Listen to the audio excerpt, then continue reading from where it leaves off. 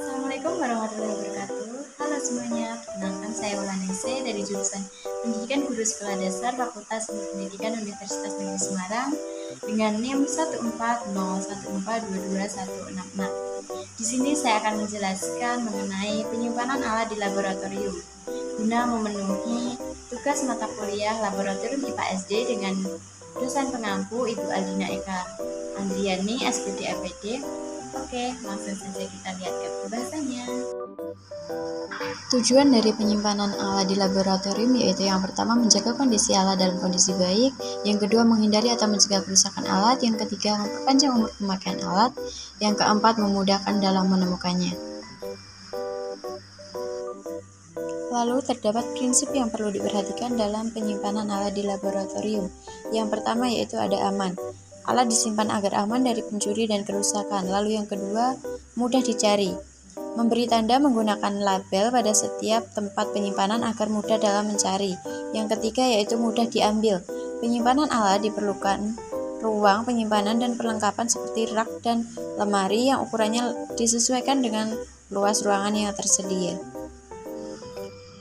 Selanjutnya yaitu ada penggolongan alat laboratorium. Golongan yang pertama yaitu alat-alat yang terbuat dari kaca seperti tabung reaksi, gelas ukur, dan corong.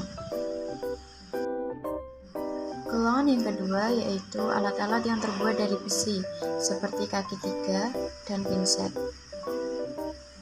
Golongan yang ketiga yaitu alat-alat yang terbuat dari kayu seperti rak tabung dan penjepit tabung reaksi. Lalu golongan yang keempat yaitu alat-alat yang terbuat dari porselen seperti mortar dan alu dan plat tetes. Golongan yang kelima yaitu alat-alat yang terbuat dari plastik seperti gelas ukur plastik. Lalu golongan yang keenam yaitu alat-alat yang terbuat dari karet seperti sarung tangan dan pipet tetes. Selanjutnya golongan yang ketujuh yaitu alat-alat dari listrik seperti neraca digital dan amperemeter. Dan yang terakhir golongan ke-8 yaitu alat-alat yang memerlukan penyimpanan khusus seperti neraca, termometer, dan buret. Setelah mengetahui penggolongan alat-alat yang ada di laboratorium, lalu bagaimana sih penyimpanan alat yang benar itu? Penyimpanan alat yang benar atau yang sesuai yaitu dikelompokkan berdasarkan bahan dasar penyusun alat.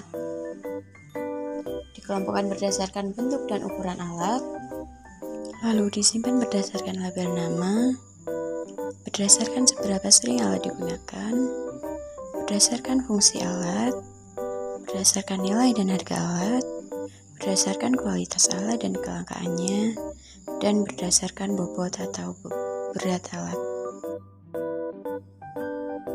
Alat di laboratorium ditata, disimpan, dan dipelihara sesuai jenis dan fungsinya. Dalam penyimpanan dan penataan alat, perlu memperhatikan jenis bahan dasar penyusun alat tersebut. Misalnya alat yang terbuat dari kaca harus dipisahkan dari alat yang terbuat dari besi. Lalu, alat-alat yang memiliki berat atau bobot yang lebih berat diletakkan dalam tempat yang lebih rendah, agar mudah diambil dan disimpan kembali.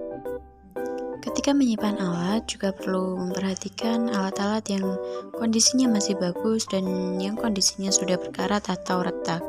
Dalam penyimpanannya, itu harus dipisahkan.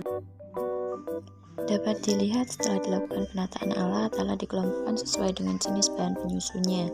Alat yang terbuat dari plastik dikelompokkan dengan yang berbahan plastik, yang terbuat dari kaca dikelompokkan dengan yang berbahan kaca, begitu pula seterusnya. Penataan alat dapat disesuaikan dengan ketersediaan ruangnya. Jika ruang mencukupi, dalam satu rak dapat digunakan untuk menyimpan alat dengan satu jenis bahan penyusunnya. Namun jika ruangan tidak mencukupi, dapat dilakukan penataan seperti yang ada di video. Untuk alat ukur harus disimpan dalam wadah atau tempat khusus yang dapat menjaga komponen keamanan alat yang memberi informasi kuantitas dan penelitian pengukuran. Kesimpulannya yaitu penyimpanan alat-alat laboratorium harus disimpan dengan baik dan benar untuk menjaga kondisi alat tetap dalam kondisi baik atau mencegah kerusakan. Penyimpanan alat bisa sesuai dengan jenis dan ukurannya serta seberapa sering alat itu digunakan. Penyimpanan alat laboratorium dengan benar juga akan memudahkan kita dalam menemukan alat yang ingin segera digunakan.